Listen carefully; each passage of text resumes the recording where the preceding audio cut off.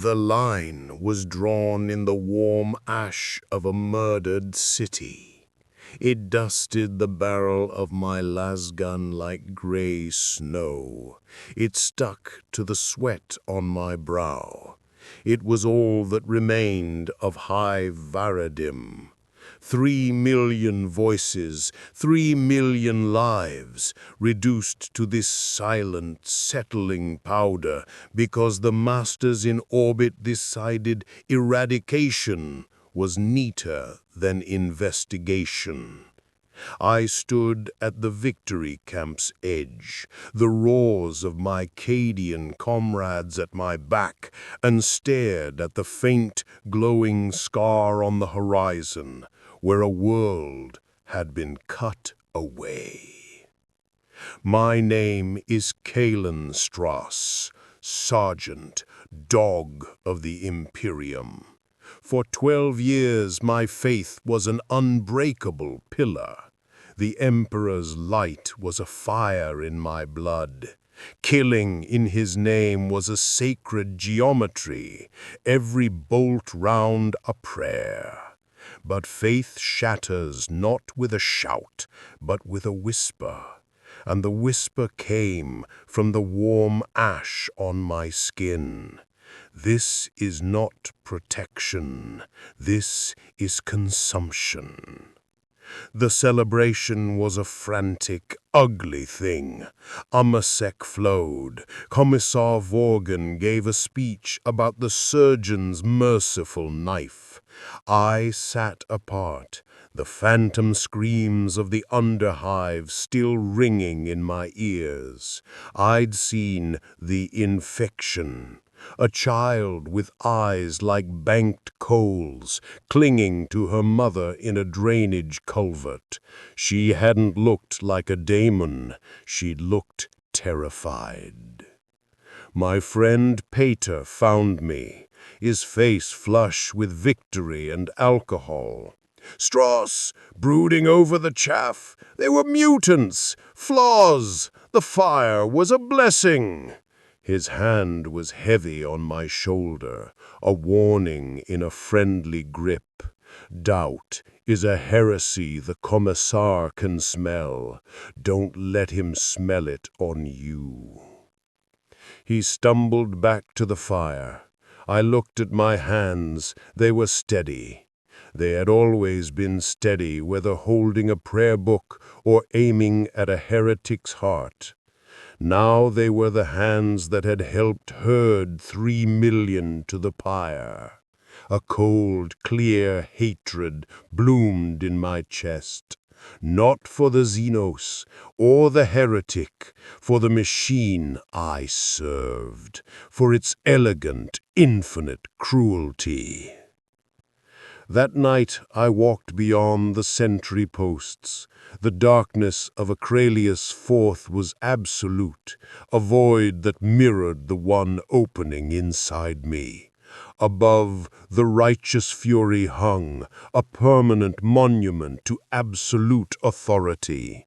My fury was a silent scream against the stars. I would not be its tool for another second. I would not die for its lie. The decision was a guillotine's drop, clean, final. The dread that followed was the real prison. Leaving the Imperium isn't travel. It's a form of suicide. You cease to be a person and become a thing to be hunted. My escape began not with a daring raid, but with a slow, careful unraveling. Back on the troop transport Imperator's will, I became a ghost in its iron guts. I shed my flak armor in a greasy maintenance duct. It felt like peeling off my own identity. I kept my knife, a stolen las pistol, and my dog tags, a reminder of the man I was killing so another could try to live. For 3 days I haunted the lower decks. I stole greasy nutrient paste from dispensers. I drank from leaking coolant lines. Every echoing footstep was the arbitase. Every passing tech acolyte's glance felt like an accusation. The ship's catechisms blared from the vox, each decree against treason a lash on my soul. My chance was a junk hauler, the Star Weevil, loading in a grimy secondary bay. A single-board deckhand, a pilot arguing over manifests.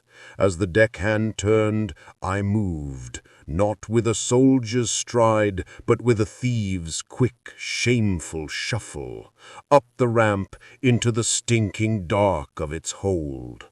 Not the hold, too obvious, an access panel behind a sputtering plasma coil. I wriggled into a nest of wires, pulling the panel shut as the pilot's boots clanged on the deck plates. The vibration of the engines was the most beautiful thing I'd ever felt.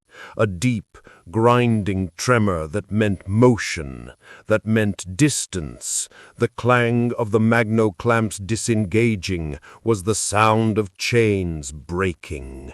We were away, pushing off from the monolithic shadow of the Imperator's will. A shaky breath escaped me in the hot darkness. I had done it. I was free. The thought was immediately drowned by a tidal wave of pure, undiluted terror. I was a speck in a stolen tin can, hurtling into the infinite unknown. The pilot up front, if he found me, would put a boat in my head for the bounty. The void outside was an airless, freezing grave. And the Imperium was a memory that would never stop hunting. But in that terror, there was a speck of something else. Something raw and new. It was mine.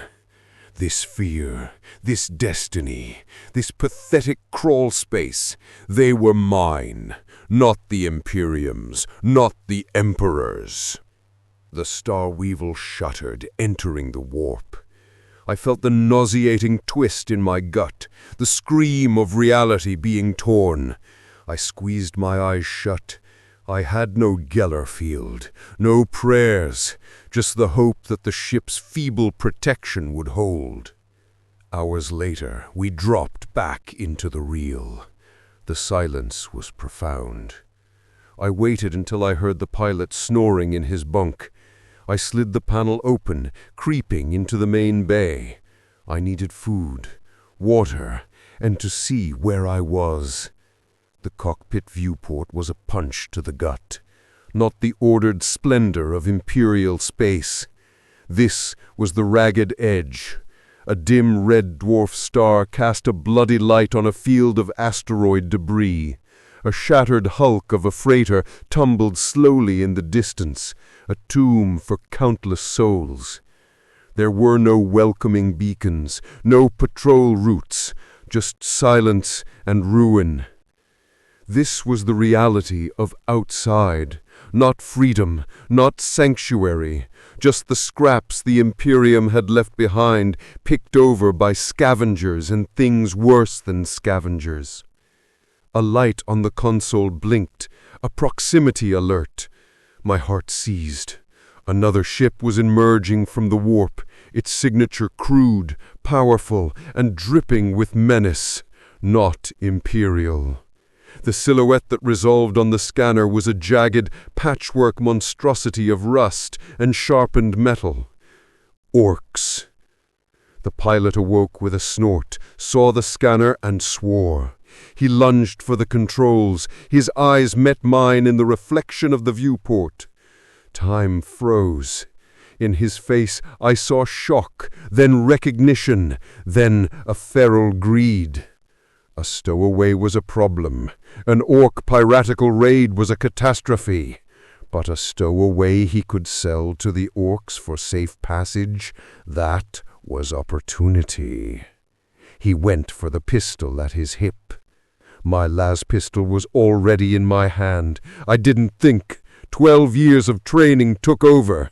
The flash of red light was blinding in the dark cabin, the smell of ozone and burned meat. He slumped over the console, a blackened hole in his chest. I stood there, trembling, the pistol humming in my grip. I had just killed a man for his ship, not for the Imperium, for myself. The weight of it was different. It was cold. It was personal. The Ork ship hailed us with a burst of static and guttural roars. They were demanding surrender. They were broadcasting images of what they do to anyone who resisted. I sank into the pilot's chair, my hands hovering over the controls. I had basic training. I could point and go. That was all. I looked at the Ork ship, a floating slaughterhouse heading my way. I looked at the endless, uncaring stars. I had fled the fire and run straight into the teeth of the beast.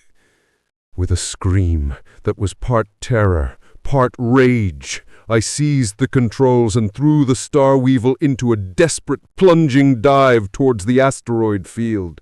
Green tracer fire from the Ork ship lit up the void around me. My freedom had lasted exactly 14 hours.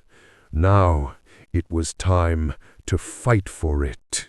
The asteroid field wasn't a refuge. It was a blender of frozen stone and jagged metal.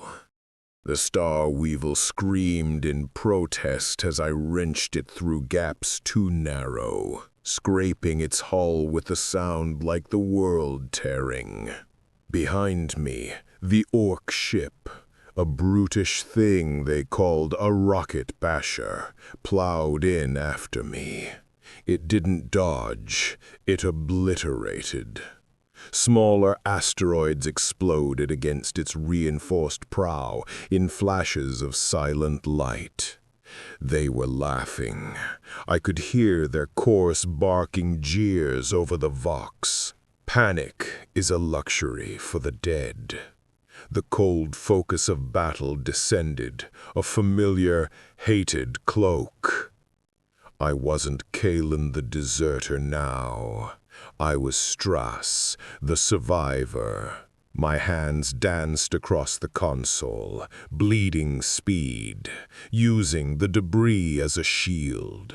A chunk of spinning rock the size of a hab block filled the viewport. I fired the port thrusters, skidding the Star Weevil sideways in a gut-lurching slide. We cleared it by meters. The rocket basher didn't even try. It hit the asteroid dead on. The impact wasn't an explosion. It was a disintegration. The rock shattered, but the Ork ship, covered in thick plates of scrap, emerged from the cloud like a monster from deep water, scorched and dented, but very much alive. Their shooting became more frenzied, less accurate. They were angry. Good.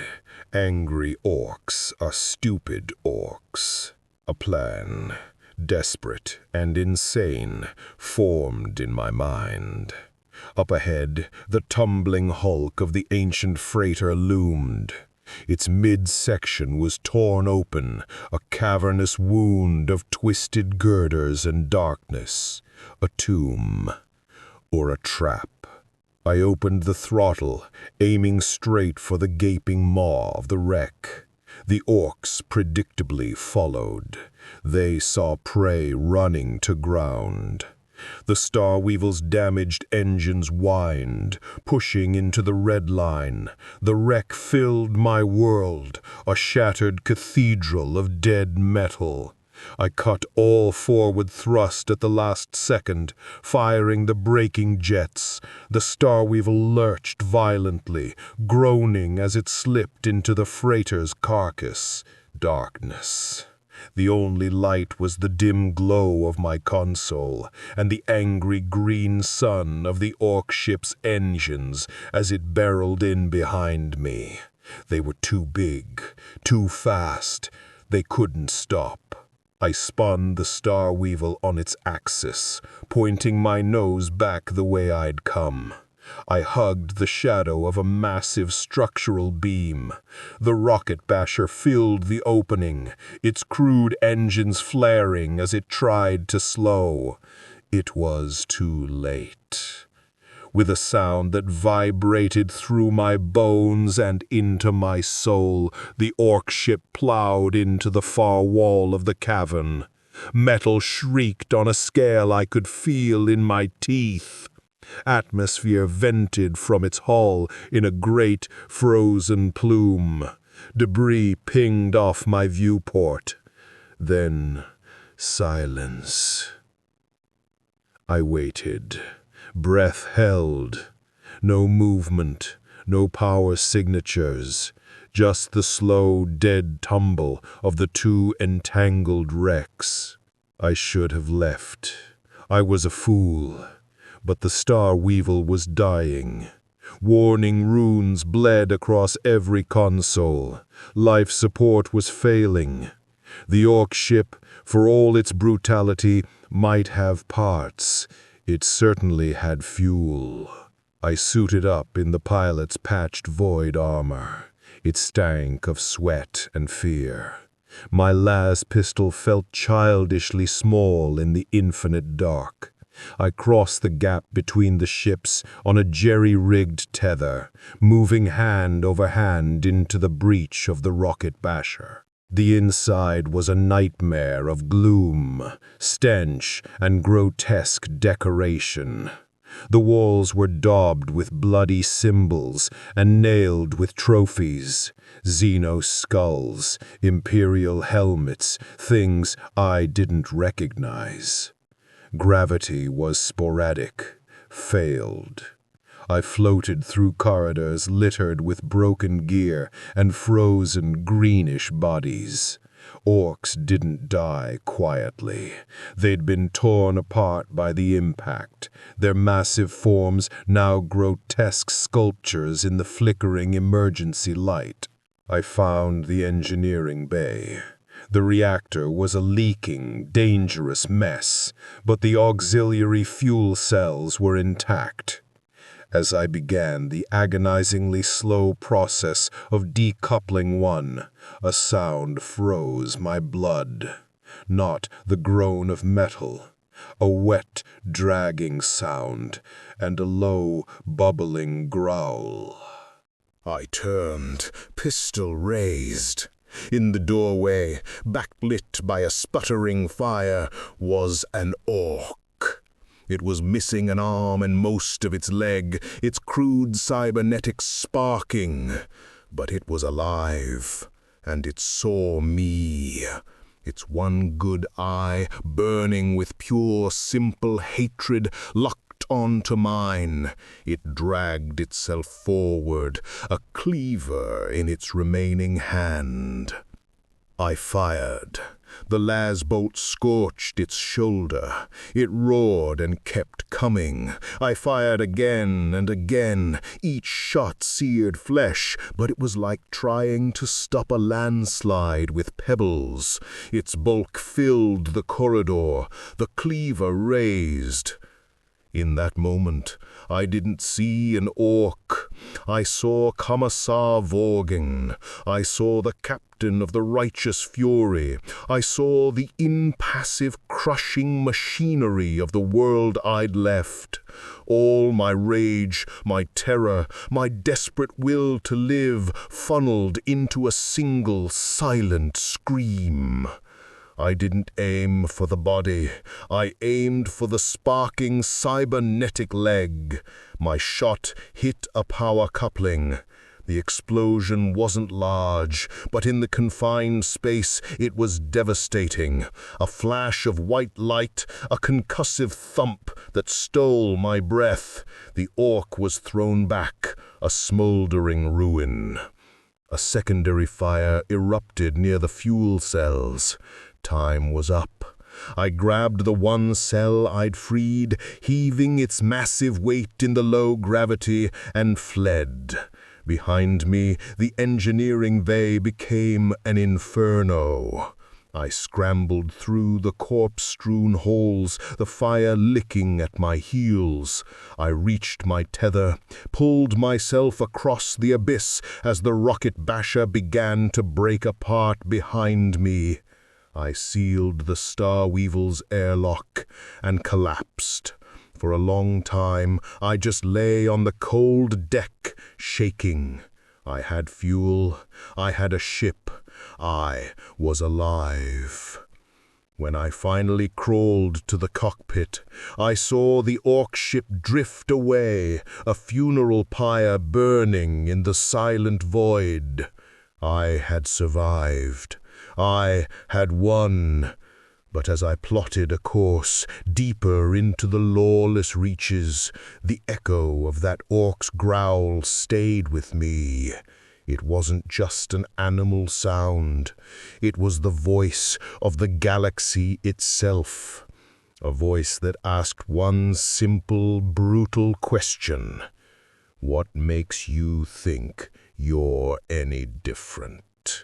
The Star Weevil crawled through the void, a wounded animal seeking a dark hole to die in.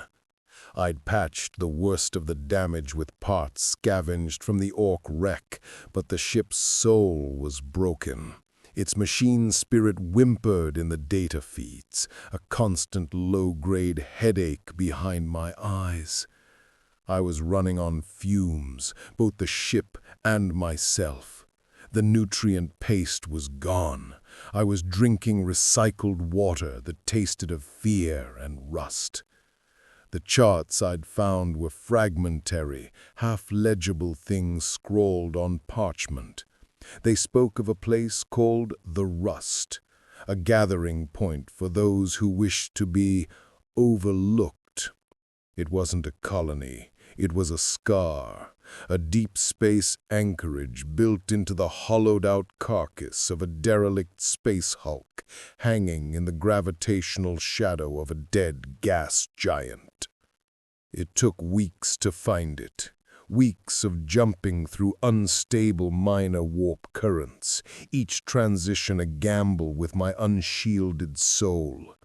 The whispers began then, not voices, not exactly, more like pressures, thoughts that weren't mine, curling at the edge of perception, promises of power, visions of a galaxy burning in beautiful, chaotic colors.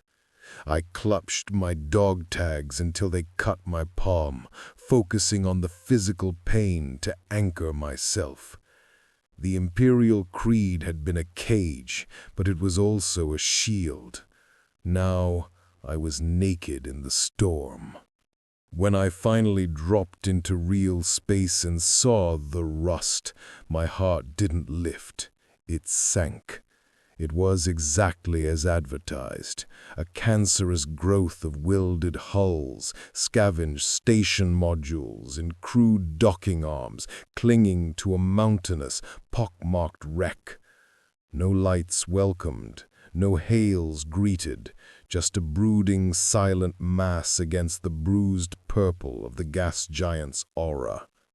I approached cautiously, broadcasting a simple, pre-recorded trader's hail on a generic frequency. After a long silence, a cracked mechanical voice responded with docking coordinates. No questions, no welcome. The interior was a testament to squalor and stubborn survival. The air was thick with the smells of recycled bodies, boiling fungus vats, and ozone from poorly shielded reactors. The light was a dim, piss-yellow glow from failing lumens. Figures moved in the shadows, human mostly, but shapes that were wrong. Too many limbs, eyes that glowed. Some were encased in jury-rigged exoskeletons of pure scrap. All of them watched me with a flat, calculating hunger. I was new meat. I was a resource. I traded what little I had, some of the Orks' crude but functional power cells, for real food, water, and information. The information came from a being who called himself Gristle.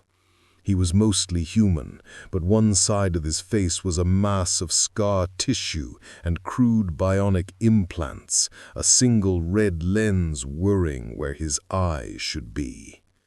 "Fresh runner," he grunted, his voice a phlegmy rasp. "Imperial cut to you. What's your poison? Arbites, debt, heresy?" He didn't wait for an answer. "Don't matter. You're here. The question is, what now?" "I need to disappear. A place, a real place, beyond the Imperium's charts." Gristle's lens focused with a faint click. "Beyond. I ain't no beyond. Just places the Imperium hasn't bothered to crush yet, or places it's scared of." He leaned in, the smell of cheap lubricant and decay washing over me. "There's a world out past the ghost stars, called by some Last Rest, by others the Garden. Rumors say it's clean, air, water, no xenos, no Imperial tithes, a place for folks who just want to be left the hell alone." It sounded like a fairy tale, a delicious, dangerous fairy tale. "Coordinates?" He gave a wheezing laugh. "Coordinates, boy. Nothing out there has coordinates. You follow the drift, the Emperene's tears. You listen to the old currents." He tapped his scarred temple. "I got a nav data slate, salvaged from a rogue trader's wreck. It has a feeling for the place. Cost you." The cost was my ship, the Star Weevil, my home, my only possession. Gristle wanted its plasma drive, a relatively intact piece of Imperial tech. To stay in the rust was to become part of its decaying ecosystem. To go with Gristle's Navigata slate was to leap into the absolute unknown, naked. I sold my ship. The transaction was silent, witnessed by the shadows. I walked away from the Star Weevil with a pack of supplies and a cold, crystalline data slate that seemed to pulse faintly in my hand. I booked passage on a vessel even more dilapidated than mine, captained by a sullen, mute woman covered in ritual tattoos. The crew were ghosts, speaking in sign language and glances. We departed the rust without ceremony, plunging back into the warp. This journey was different.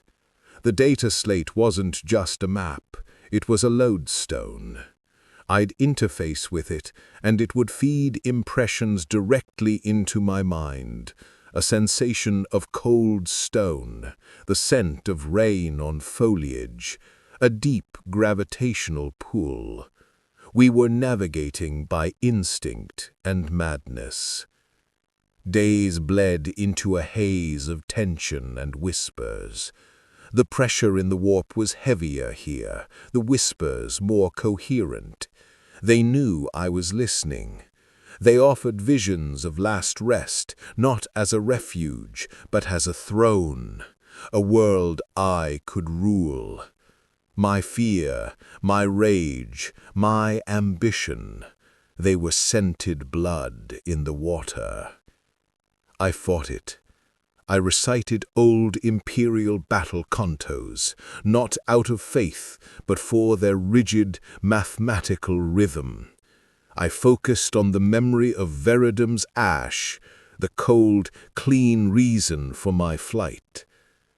When we dropped from the warp, the sight stole my breath.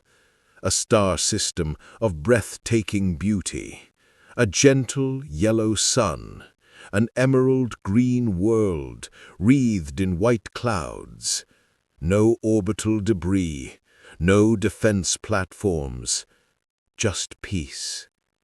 It was the most beautiful, most terrifying thing I had ever seen. In a galaxy of death, such untouched life was an aberration, a trap. We entered the atmosphere.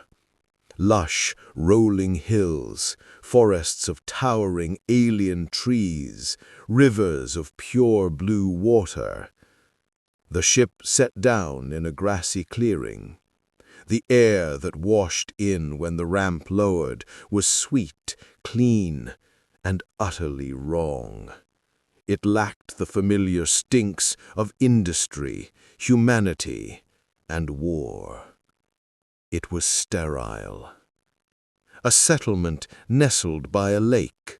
Simple, elegant buildings of polished wood and local stone. People moved about, tending gardens, fishing. They looked healthy, whole. They smiled as we approached. Their leader was an old man named Eliam. He had kind eyes and a gentle voice. He spoke of community, of freedom from tyranny, of living in harmony. It was everything I had dreamed of in my darkest moments on the Imperator's will. For 3 days, I almost believed it. I ate fresh fruit. I slept without a weapon in my hand. I walked without checking my flank. On the 4th day, I went for a walk at dusk. I found a child's toy, a carved wooden animal dropped by the lake. As I picked it up, I noticed the wood. It wasn't local. It was Lusanian mahogany, imported from a sector 1,000 light-years away, a luxury item for Imperial nobles. A cold trickle of doubt became a flood. I began to look closer. The simple tools in the workshop were alloy compositions only found on forge worlds. The medicines in their infirmary bore faint, filed-off pharmacopoeia insignias.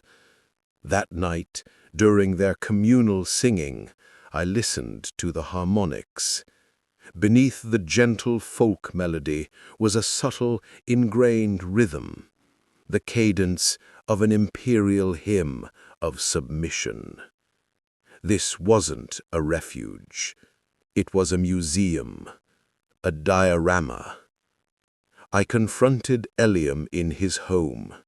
The kind eyes didn't change, but the gentle voice turned cold, flat. You have a keen eye, Kalen. Or should I say, Sergeant Strass? Yes, we know who you are. We know what you seek. Peace is not found. It is manufactured. The door opened behind me. The smiling farmers filed in. Their eyes were no longer kind. They were empty, unblinking. In their hands were not tools, but needle pistols and neural whips. The Imperium's peace is a bludgeon. Ours is a scalpel. We are the Desian League. We find lost things, broken things like you, and we fix them. We remove the trauma, the doubt, the pain. You will be happy here, Kalen. You will be at peace. It will just no longer be you. I was already moving. My laser pistol was out. The first shot took Eliam in the throat. The room erupted into silent, efficient violence. These were not farmers. They were agents, brainwashed and perfect. My Cadian training met their clinical precision. It was a savage, close-quarters ballet of death in a pretty wooden house. I fought my way out, back to the landing clearing. My ship was gone. The captain and her ghost crew lay dead beside it. I was stranded in paradise, a paradise that wanted to hollow me out and wear my skin.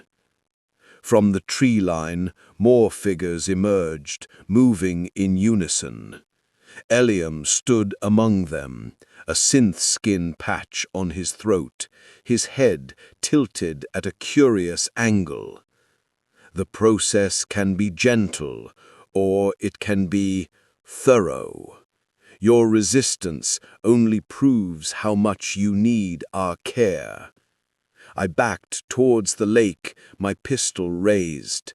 I had maybe a dozen shots left. They had the entire, smiling, hollow population of a planet.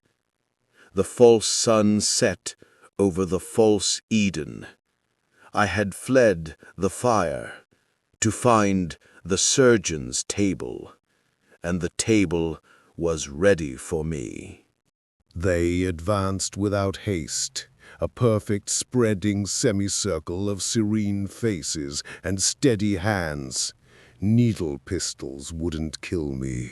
They'd flood my system with neural paralytics, leave me a conscious prisoner in my own flesh while they carved the unclean parts of me away. My Imperial conditioning screamed to stand and fight, to make a last glorious death. But my new, desperate will to live, a selfish, raw thing, rejected that final gift to the machine. The lake, it was my only vector. I turned and ran, plunging into the shockingly cold, clear water. Lasbolts and needles stitched the surface around me, turning it into a froth of angry light. I dove deep, kicking towards the far shore, my lungs burning, my pack and clothes dragging me down. The water was so pure, I could see the tranquil, smiling faces of my pursuers lining the bank, waiting.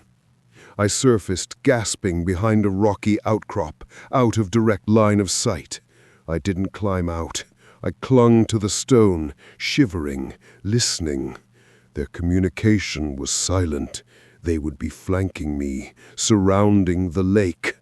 Paradise had become a hunting ground, and I was the only piece of chaos in its ordered system. My mind, trained for war, cut through the panic. They were efficient, emotionless, but they'd made a mistake. They'd revealed their true nature. This wasn't their first harvest. There would be others like me, broken things brought here for fixing. And some might have resisted. Some might have been deemed unfixable. Where would they put the trash? I sank below the surface again, swimming along the rocky lake bed. My eyes stung in the pure water. I found what I was looking for 50 meters down, a dark artificial opening, a drainage pipe or old conduit partly obscured by moss. It led away from the settlement. I squeezed into the tight, dark space, fighting claustrophobia. I crawled for what felt like hours, the only sound my ragged breathing and the drip of water. The tunnel sloped upwards. Finally, I pushed against a rusted grate. It gave way, and I spilled out into damp, cool darkness. I was in a sub-level. The air here was different. The sterile scent of the surface was gone, replaced by the familiar, comforting smells of machine oil, damp rock, and decay. Utility lumens cast a sickly glow. This was the gizzard of the beautiful beast. Conduits pulsed overhead. The distant hum of generators vibrated through the floor. I moved like a shadow, my las pistol a familiar weight. I passed storage rooms filled with Imperial issue crates, their markings filed off, but their shapes unmistakable. I passed a recycling plant where torn, blood-stained clothing, the clothing of new arrivals, was being broken down. Then I found the repository. It was a vault, sealed with a heavy door. The lock was complex but physical. I spent precious minutes using my knife and a scrap of wire, the skills of a frontline soldier repurposed for burglary, until with a solid clunk the mechanism yielded. The door hissed open.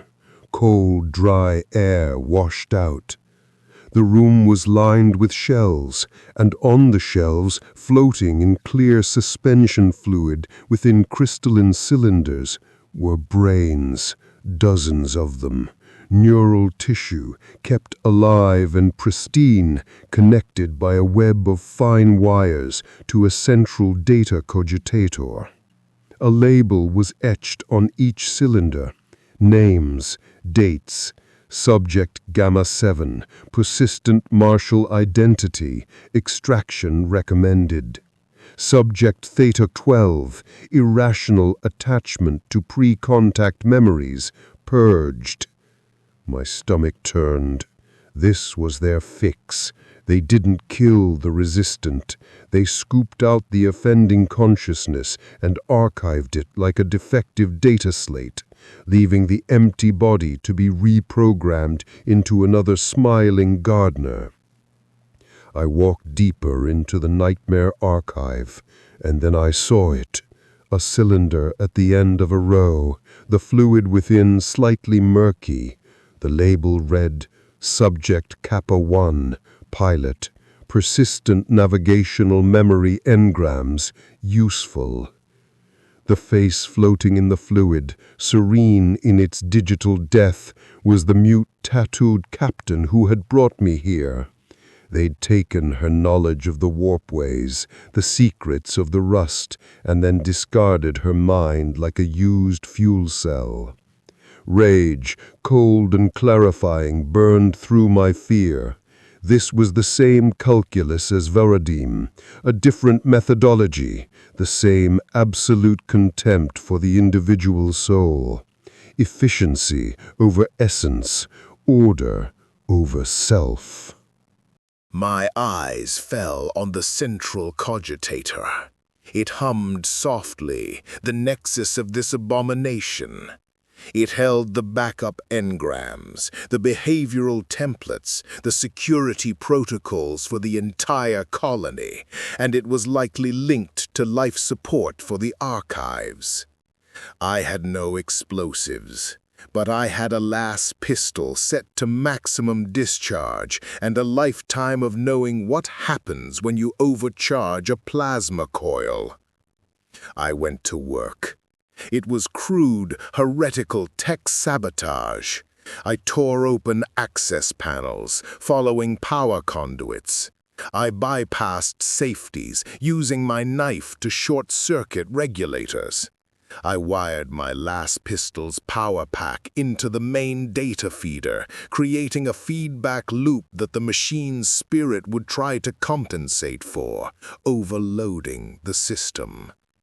The cogitator's hum became a distressed whine. Warning runes flashed across its surface. The fluid in the cylinders began to bubble. I ran. I fled the vault as the alarms finally began to blare. Not the gentle chimes of the surface, but a harsh Imperial-style klaxon. The facade was cracking. I burst out of the sublevel into a service airlock at the base of a hill, away from the main settlement. The sky was dark now, and it was on fire. From the Central Administration Building, a column of white plasma energy shot into the sky, tearing through the beautiful wooden roof. The cogitator had gone critical. Secondary explosions rippled through the sublevels. The gentle luminescence that bathed the world flickered and died, replaced by the angry orange of spreading promethium fires. On the hillside, the people of Last Rest stood frozen. Their programming was disrupted. Without the central signal telling them to be happy farmers, they were nothing. They milled about, confused, faces slack. Some began to scream as the fire reached them, a raw human sound that had been absent from this world. I felt no triumph, only a sickening horror. I had not freed them. I had broken their toy and left them to burn in the dark. I was no better than the righteous fury. I just used a smaller fire. But I was alive, and I had a chance. At the landing clearing, the chaos had allowed me to see what I'd missed. A small, sleek orbital shuttle hidden under a camouflage net. Their emergency extraction craft. Its systems were coming online autonomously, responding to the disaster. I sprinted for it, my legs pumping. Figures emerged from the smoke. Ilium, half his face burned away, revealing glistening synth muscle and a red cybernetic eye. He raised a needle pistol. I didn't break stride. I fired my last 3 shots on the run. One took him in the chest. He fell. I tore the netting away, slammed my hand against the entry panel. It slid open. The shuttle's interior was pristine, smelling of new plastics. I slid into the pilot's throne, my wet clothes soaking the fabric. The controls were unfamiliar, sleek, but the principles were Imperial. Behind me, the Garden of Last Rest burned, its perfect peace consumed by the very violence it sought to erase. I didn't look back. I fired the engines, the thrust pushing me deep into the throne as the shuttle screamed into the bloody sky. I broke orbit, the beautiful green world shrinking beneath me, one hemisphere now scarred by my angry black wound. I had no destination, no maps, just a stolen shuttle and the memory of 100 archived minds blinking out one by one in a flood of fire and data. The warp stretched before me, an infinite screaming sea. I had no Jellifield, no guidance. I input a single command, random translational jump, maximum distance. And I prayed, not to the Emperor, but to the void itself, to let me be lost. Truly, finally lost. The shuttle shuddered. Reality tore. And the whispers in the warp, now knowing my name, my pain, and my capacity for fire, welcomed me with open arms. The warp, without a Geller field, is not travel. It is drowning. The moment the shuttle's engines ripped the veil, the universe dissolved. The clean, logical lines of the cockpit smeared like wet paint. The viewport didn't show stars, it showed a screaming, swirling cataract of colors that had no name. Amethyst thunderheads boiled over seas of liquid brass.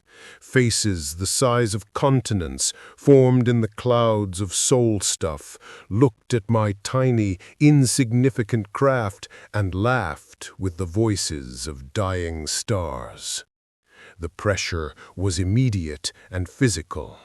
It wasn't on my skin, it was inside my mind. The whispers from my earlier shielded jumps became a roaring choir. They weren't offers anymore. They were facts. You are alone. The thought was a cold knife in my spine, spoken in the dry, tearing voice of Commissar Vorgan. You are angry. This was the guttural roar of the orc, the heat of the Prometheum fires on last rest. You are guilty. The serene, hollow tone of Eliam, as my stolen shuttle burned his world. They weren't just memories. They were entities, wearing the faces of my past, picking at the stitches of my soul. The shuttle's machine spirit was a tiny, terrified whimper in the data stream, a candle flame in a hurricane. I could feel its pain, its confusion. It was being unmade. I clutched the pilot's throne, my knuckles white. I had no prayers, no litanies. My faith was ash. All I had was the memory of a choice, the choice on the ridge at Varadim, the choice to say no. I focused on that single, hard point of self. I am Kalen Strass. I chose to leave. This is the consequence. I will bear it. A new presence brushed against my mind. It was different, not a predator, a curiosity, vast, ancient, and infinitely bored. It showed me visions not of power or fear, but of stillness. A galaxy frozen in a moment of beautiful crystalline silence. No war, no pain, no struggling, pathetic life. Just perfect, eternal order. The promise of the Dacian League, but on a galactic scale. The end of all questions. The Necrons, the thought came unbidden, dredged from some forgotten Imperial briefing. The soulless ones, the great slumberers. Their offer was not corruption, but cessation. To become a part of the silent machine. To have my messy, painful humanity smoothed away into perfect, undying geometry. For a terrifying second, it was tempting to stop fighting, to stop feeling, to be a piece of a clockwork universe that never erred, never doubted, never burned its own. But a clockwork doesn't choose. A gear does not say no. I pushed the crystalline silence away. I screamed into the roaring choir, a soundless shout of defiance. I choose the pain. The warp responded. The teasing, probing pressures vanished. In their place came a wave of pure, undiluted malice. This was no offer. This was hunger. The viewport changed. The chaotic colors coalesced, forming a familiar shape. A gaunt, elongated face of majestic, terrible beauty. Eyes of utter blackness pierced me. A crown of swirling flame adorned its brow. It was the face from 1,000 imperial condemnations. A daemon, not a minor whisper, but a prince of the Imperion. It did not speak. It opened its mind to me. And I saw the Imperium not as a corrupt machine, but as a glorious, endless feast.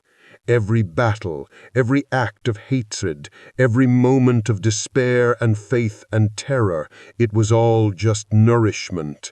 The God Emperor, enthroned and dying, was the greatest beacon of pain and devotion in the galaxy, a lighthouse drawing them all in. My rebellion, my righteous fury, my desperate survival, it was all just another flavor on the plate. I was not escaping the system. I was playing my part in a more ancient, more fundamental system, the system of blood and skulls and laughter that never ends. The vision was a poison more corrosive than any heresy. It meant nothing I did mattered. Fight, flee, pray, rebel, it all fed them. The demon's will pressed against mine. It sought a crack, a moment of despair. It would pour into my shuttle, into my flesh, and wear me like a suit back into reality, a beacon for worse things to follow. I had nothing left to fight it with. No faith, no hope, just a stubborn, animal refusal to be consumed.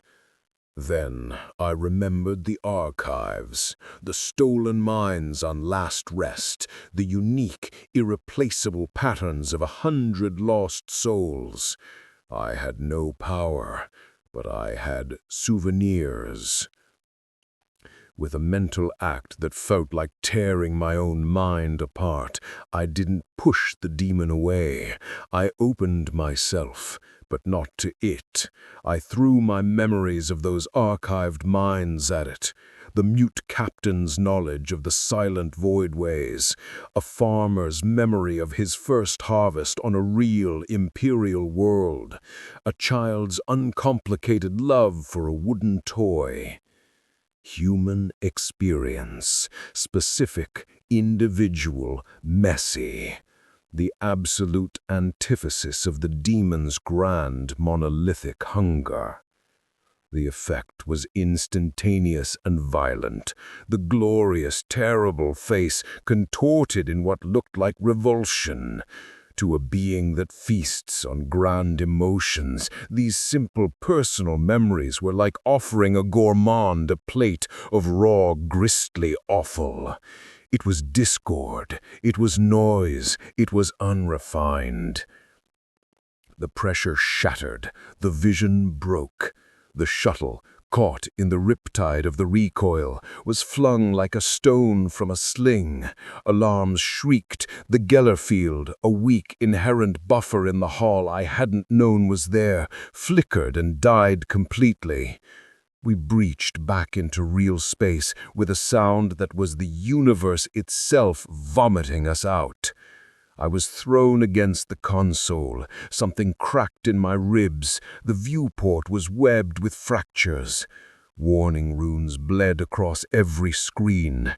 We were tumbling, end over end, through a silent, starless black, a void between voids. The warp had spat us into a place of nothing. I crawled my way back to the controls, pain screaming in my side. Life support was failing. Engines were dead. We were a coffin, spinning into the eternal dark. I had faced the fire, the surgeon, and the demon.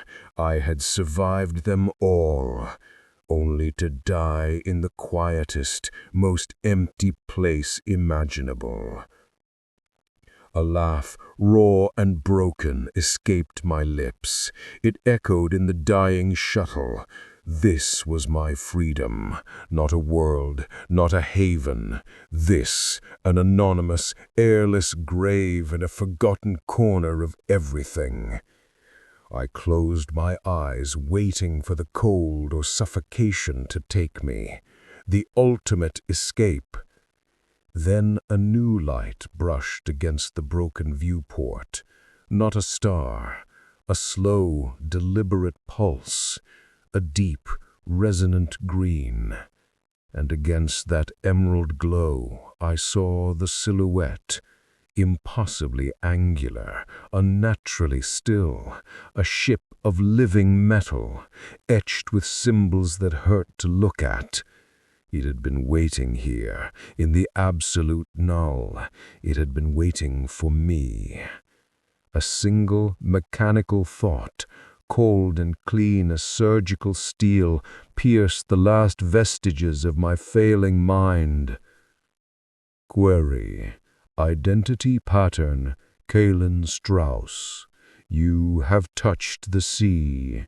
You have rejected the feast. You have preserved the specific. Analysis, anomaly, priority, Acquisition. A beam of that same green light lanced out, encapsulating the shuttle. I felt no heat, no force, just a disassembly, a sense of my very atoms being catalogued. As the darkness took me, I understood. There was no escape. There were only different kinds of cages. I had fled the Imperium of Man and delivered myself to the dynasties of the Silent King. Consciousness returned, not as a dawn, but as a sudden, precise switch being thrown. I was standing. I could not remember standing. I was in a chamber of impossible geometry. The walls were not flat planes, but shifting facets of a single, seamless metal that glowed with that same internal, soulless green. The angles were wrong. They met in ways that made my eyes water and my stomach lurch. There was no door, no visible source of light, just the chamber and me. I tried to move. My body refused. Not paralysis, absence. I looked down. My body was there, clad in the torn remains of my clothes, but I felt disconnected, like I was piloting a machine that was slightly out of sync. I raised a hand. The movement was smooth, perfect, and a full half-second after I willed it to happen. Fear tried to rise. It hit a wall, a chemical wall. My adrenal glands did not respond. My heart beat a steady, metronomic 60 times per minute. Panic was a theoretical concept, observed from a great distance. Welcome, Kalin Strass. The voice came from everywhere and nowhere. It was a voice of grinding quartz and polishing steel. It held no emotion, no inflection. It was data given sound. Before me, the air shimmered, a figure resolved from a cascade of green motes. It was a Necron, not a warrior, but something finer. Its skeletal form was adorned with subtle, flowing hieroglyphs. Its eyes were pits of emerald fire. It held a staff of office, topped with a slowly rotating polyhedron. A lord. You are within the tomb ship Aeternus Patience, it stated. I am Overlord Nekthist. You have been retrieved. Retrieved. My own voice sounded thin, reedy, human. I was dying. Death is inefficiency. Your pattern was unique. Your transit through the immaterium created resonances, echoes of specific consciousnesses. You preserved them as noise against the Prince of Slaanesh. This is not typical human behavior. It is data. We collect data. Slaanesh. The name meant nothing and everything. The beautiful, hungry face in the warp. I had not fought it with faith or courage. I had annoyed it with clutter. What do you want with me? The question was logical. The feeling behind it was inaccessible. Study. Nektist took a step closer. Its movements were utterly fluid, yet completely mechanical. A section of the wall flowed aside. Beyond lay a corridor that seemed to stretch into infinity. You will accompany me to the biocontainment archives. You will be scanned. Your memories, your neural pathways, your genetic flaws, all will be mapped. Then a determination will be made. Determination of what? Of utility or of recycling. It turned and glided into the corridor. My body followed, walking with that same precise, delayed obedience. I was a passenger. We passed through the heart of the tomb ship. I saw necrons of all forms, warriors standing in silent ranks, canoptek scarabs skittering across surfaces like metallic insects, towering immortals with Gauss blasters fused to their arms. There was no sound but the faint hum of power and the click, click, click of skeletal feet on living metal. No chatter, no laughter, no prayers, just perfect, silent purpose. It was the ultimate expression of the Imperium's dream, a society without disorder, without doubt, without soul. It was horrifying in its perfection. We entered the archives, vast chambers stretched away, containing stasis crypts holding thousands of specimens, xenos beasts, plants from dead worlds, even perfectly preserved humans in ancient Imperial armor. They were not prisoners, they were exhibits. My destination was a platform surrounded by arcane machinery. Harsh green light descended from above. The scanning will be comprehensive. It will extract all data. The process is fatal to organic neurostructures. Your biological shell will cease. Your pattern will be added to the archive. Fatal. The word landed in my chemically flattened mind. This was it. Not death in battle. Not execution. Deletion. Filing. As the machinery hummed to life, a spark finally fought through the dampeners. Not fear. Not rage.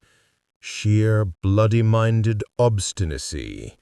They saw me as a pattern, a set of data. But I was more than the sum of my memories. I was the choice to remember, the choice to flee, the choice, even now, to refuse. I couldn't move my body, but I could still control my eyes. I focused not on the machine, not on Mechthist, but on a single, incongruous detail. On a nearby stasis crypt, a specimen of a large furry xenos with 6 eyes. I focused all my will, all my fading sense of self into a single, chaotic, utterly human thought. Not a memory, a question. A stupid, irrelevant question. I wonder what that thing tasted like. The scanning beam hit me. Agony. Not physical pain, but a violation so profound it defied description. It was like being turned inside out mentally. Every memory was dragged into the light. My mother's face. My first kill, the ash on Veridim, the Orks' roar, Gristle's scarred face, Elium's hollow smile, the daemon's glorious hunger. They were stripped, indexed, filed. But they hit the question, the random, useless culinary curiosity about an alien beast. It didn't fit. It wasn't a memory, it wasn't trauma or data. It was a spontaneous, pointless spark of wonder from a mind about to be erased. The flawless logical process of the Necron scanner encountered an irrational variable. For a nanosecond, it hesitated. It tried to categorize the impulse. Was it hunger? Was it scientific inquiry? Was it a cultural reference? In that nanosecond of hesitation, the damper on my autonomic nervous system flickered. My adrenal glands flooded my bloodstream. My heart slammed against my ribs. A tsunami of raw human terror and fury broke through. I couldn't move my limbs, but I could scream. I poured every ounce of my will, my memory, myself into that scream. It was the scream from the ridge, the scream into the warp. It was a signal of pure, undiluted, messy life. The scanner's beam shattered, not physically, conceptually. The flawless green light stuttered, corrupted with static, the static of 100 archived minds from last rest, the ghost echo I still carried. Alarms sounded across the archive, a deep, resonant gong, not for intrusion, for contamination. Nekthist's emerald eyes flared. Cease! You are introducing errors. You are damaging the purity of the record. I gasped, slumped on the platform, control of my body flooding back in, a painful, tingling rush. That's the point, I choked out. I'm not a record. I'm a mistake. The Overlord stared at me. For the first time, I saw something in its limitless ancient eyes. Not anger, not frustration. A profound cosmic annoyance. I was an illogical equation, a speck of dirt on a perfect instrument. The specimen is unstable. The data is compromised. It raised its staff. This unit is scheduled for recycling. Warriors, terminate the irregularity. From the shadows, 2 Necron warriors stepped forward, their Gauss flares rising with a synchronized whine. The green light at their barrels gathered, promising not death, but utter atomic dissolution. I was on my knees, weaponless, broken. I had faced my end so many times. This felt most futile. To be deleted for being inconvenient to a filing system. Then the entire ship shuddered. A tremor different from the warp. This was a physical impact. The gonging alarm changed pitch, becoming a strident, pulsing warning. Nekthist's head snapped up, accessing data streams I couldn't perceive. Imperial signatures. A vessel has translated in system. It has detected the tomb ship's energy bloom from your outburst. Its gaze fell back to me, and in that crystalline hellfire I saw the first semblance of a true emotion. Cold, utter contempt. The specimen is unstable. The data is compromised. It raised its staff. This unit is scheduled for recycling. Warriors, terminate the irregularity. From the shadows, 2 Necron warriors stepped forward, their Gauss flares rising with a synchronized whine. The green light at their barrels gathered, promising not death, but utter atomic dissolution.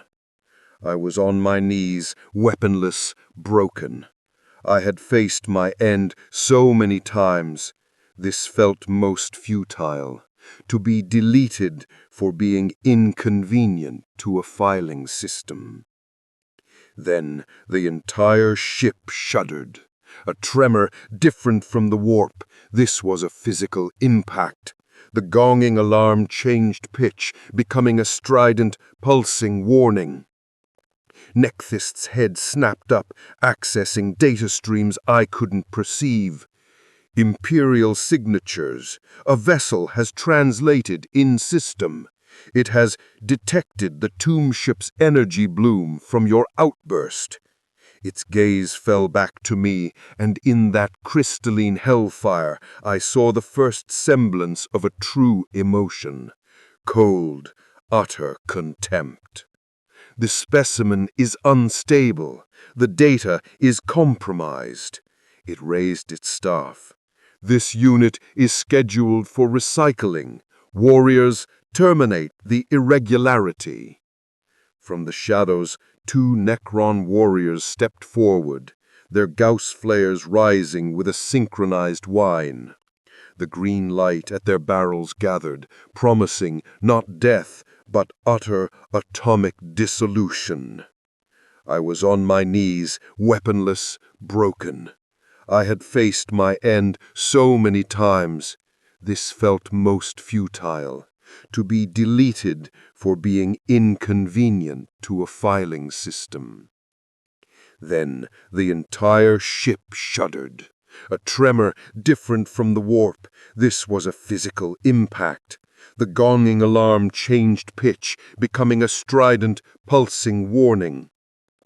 Nekthist's head snapped up, accessing data streams I couldn't perceive. Imperial signatures. A vessel has translated in system. It has detected the tomb ship's energy bloom from your outburst. Its gaze fell back to me, and in that crystalline hellfire I saw the first semblance of a true emotion: cold, utter contempt. The specimen is unstable. The data is compromised. It raised its staff. This unit is scheduled for recycling. Warriors, terminate the irregularity. From the shadows, two Necron warriors stepped forward, their Gauss flares rising with a synchronized whine.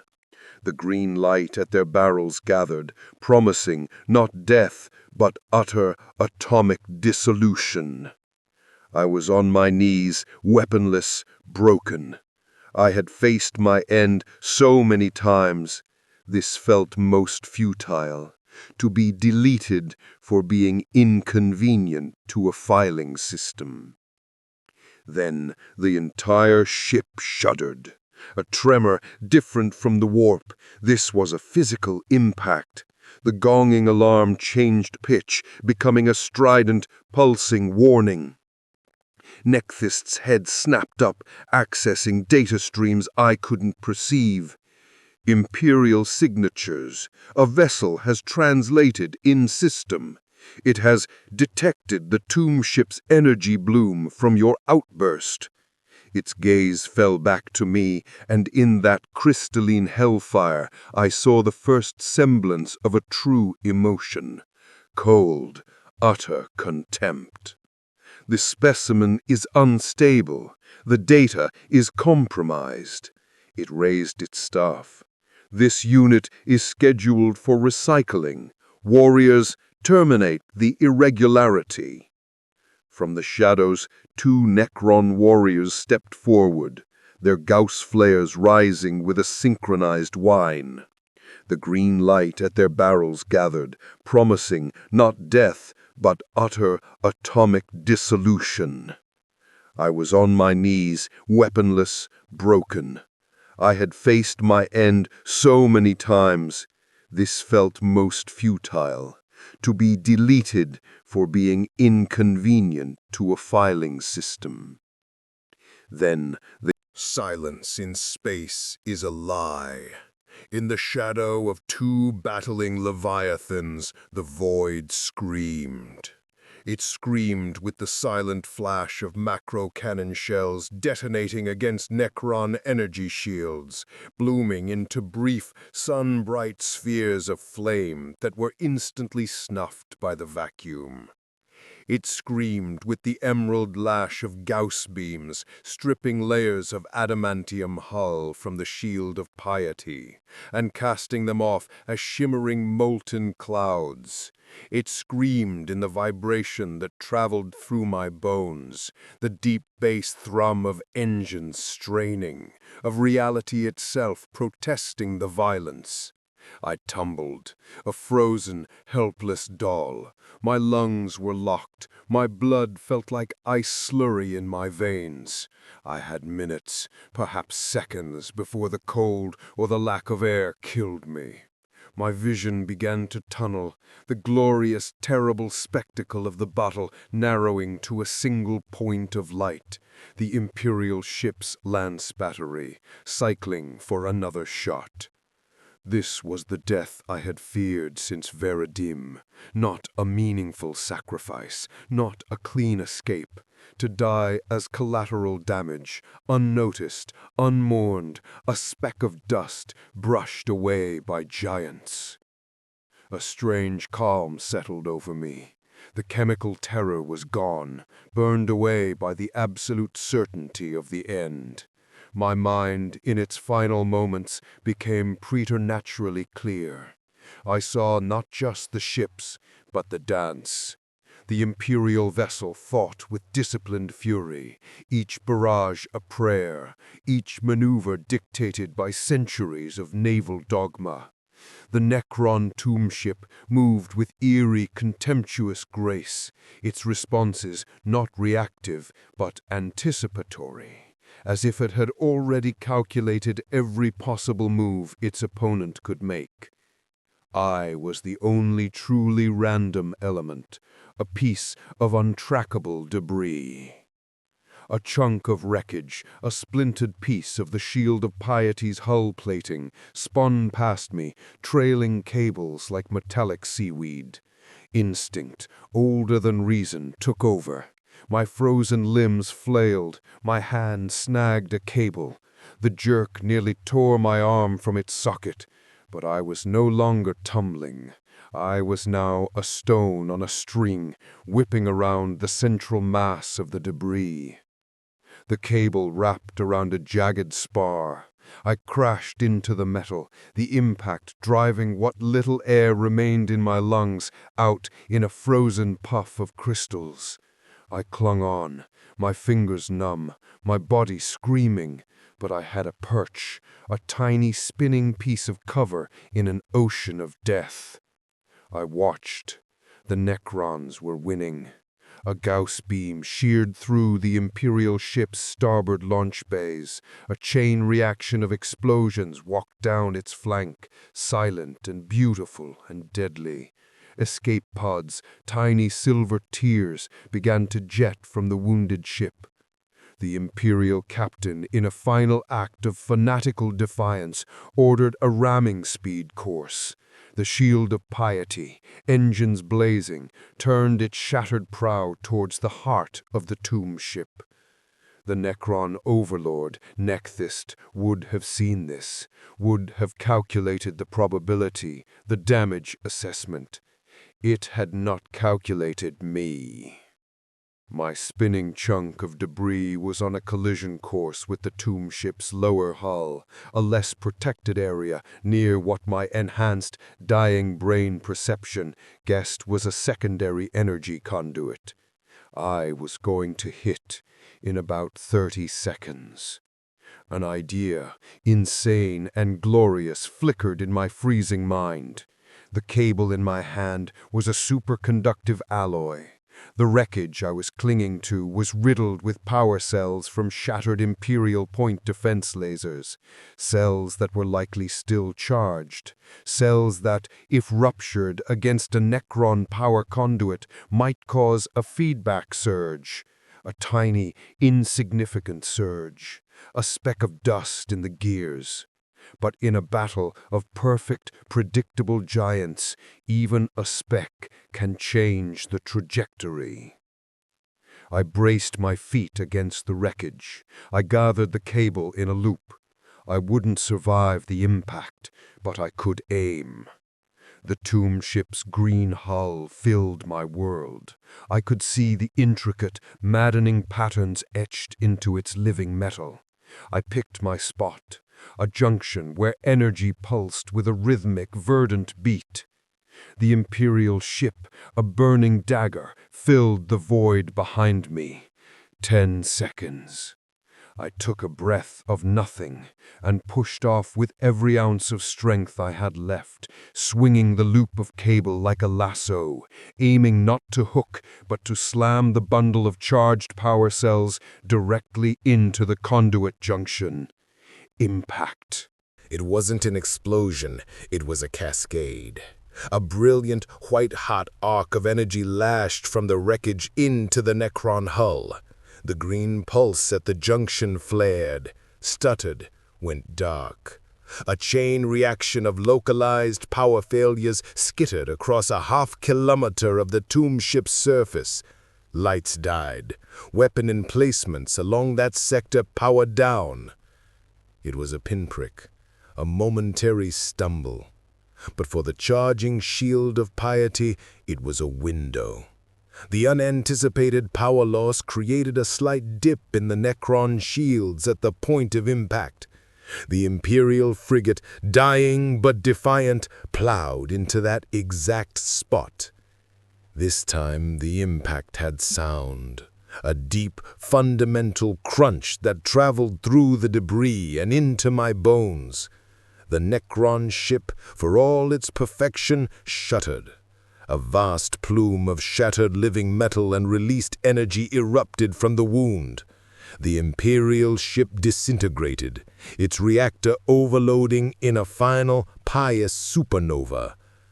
The blast wave hit me. It was like being kicked by a god. My world became a blinding white light and shearing force. My cable snapped. I was flung into the chaos, a leaf in a hurricane. I remember spinning. I remember seeing the Necron tomb ship, wounded and angered, begin a slow, deliberate withdrawal, trailing streams of glittering debris and dissipating green energy. It had not been destroyed, but it had been inconvenienced. And for an entity that valued perfect efficiency, that was perhaps the greatest insult. Then, blackness. I woke to the sound of my own choking breath and the smell of burning insulation and blood. I was inside something, a cavity. Metal groaned around me. Emergency lumen strips cast a hellish red glow. I was in a piece of the shield of piety, a large chunk of hull sealed by twisted wreckage containing a pocket of air, a tomb within a tomb. I was not alone. Across the shattered compartment, a figure stirred, clad in the black carapace armor of the Imperial Navy, one arm missing at the elbow, a jagged piece of plating protruding from his thigh. His face was soot-stained, his eyes wide with shock and pain. An officer, a junior lieutenant by the insignia on his shattered pauldron. His eyes focused on me. He saw a man in torn, non-regulation clothing floating in the zero-G of the wreck. Not a naval crewman. His pain-glazed eyes hardened into recognition of another kind. A stranger, an intruder, a possible cause. He fumbled at his hip with his remaining hand, drawing a service pistol. It wavered, but the muzzle pointed at my chest. "You!" he gasped, blood bubbling at his lips. "Report! Identify! What happened? Are you from the boarding party? Did we kill the xenos?" He was dying. He was clinging to the last fragments of his duty, his reality. To tell him the truth, that I was a deserter, that his ship's sacrifice had been a fluke caused by that same deserter, would shatter him. It would be cruelty. But the lie, the comforting Imperial lie, stuck in my throat. I had shed those skins. I met his gaze. I kept my voice flat, empty. The xeno ship is gone. Your crew fought with honor. The Emperor witnessed. It was nothing. It was everything. His arm trembled. The pistol drifted from his grasp, spinning slowly in the microgravity. He was gone. I was alone again. in a tomb of imperial heroism I had inadvertently created, surrounded by the frozen bodies of men and women who had died for a cause I had rejected, but whose sacrifice had ironically saved my life. The irony was so thick I could taste it, metallic and bitter as blood. I pushed off towards a broken viewport. The battle was over. The Necrons were gone. The Imperials were gone. Only the expanding debris field remained, glittering in the light of a distant, uncaring star.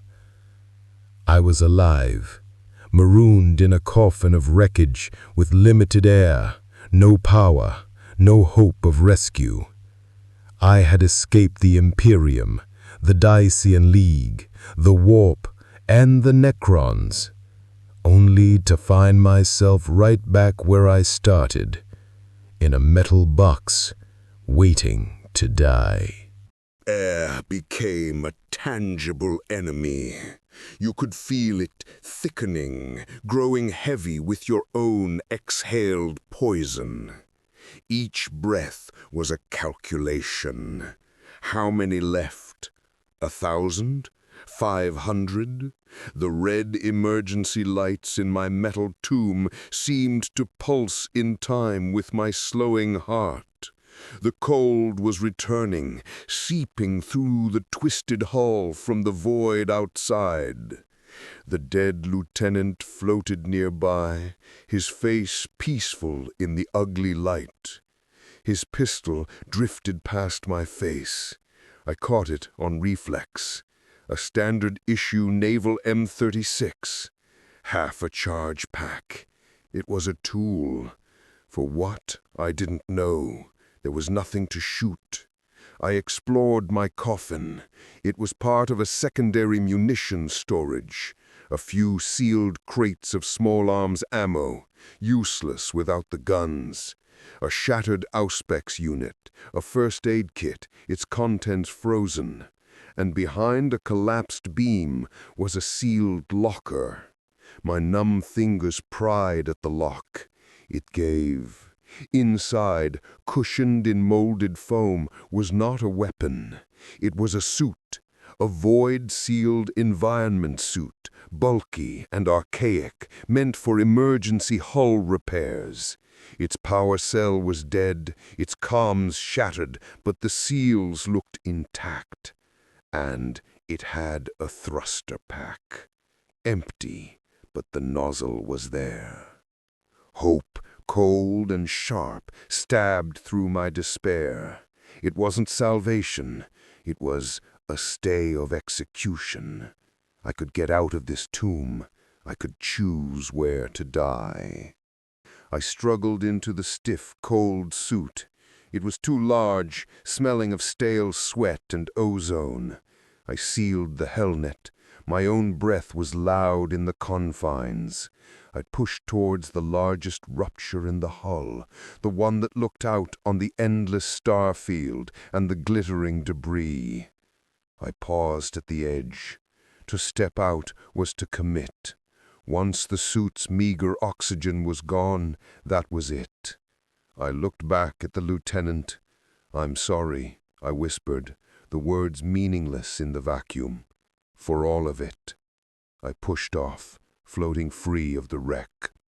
The silence was absolute. The grandeur of the debris field was horrifying. It was a galaxy in miniature. Countless fragments of two mighty civilizations spinning in a slow, eternal dance. Necron living metal glittered with unholy green. Imperial plastisteel and adamantium shone dully. Here and there, a frozen body tumbled, a silent companion in the graveyard. I had no direction.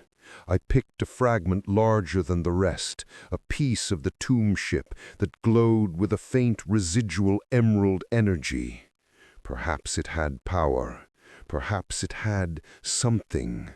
I used tiny puffs of air from my suit's maneuvering jets, precious, irreplaceable gas, to steer towards it. As I neared, I saw it wasn't just a fragment. It was a mostly intact chamber, torn from the Necron ship, a vault of some kind. Its doorway was a gaping maw. I drifted inside. The interior was dark, but as my suit lights played over the walls, green sigils awoke, casting a ghastly pallor. This was an archive, but not of biological specimens. It held things, devices. Some were crystalline, some were organic-looking metal. All were dormant.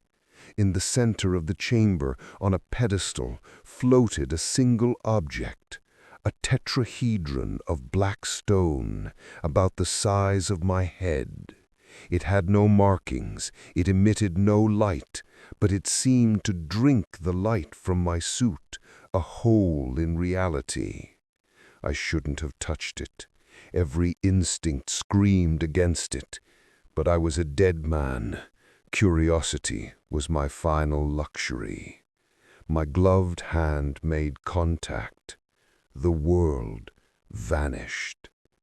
Not into darkness, into understanding, a flood of information, not as images or words, but as pure, cold concept poured into my mind.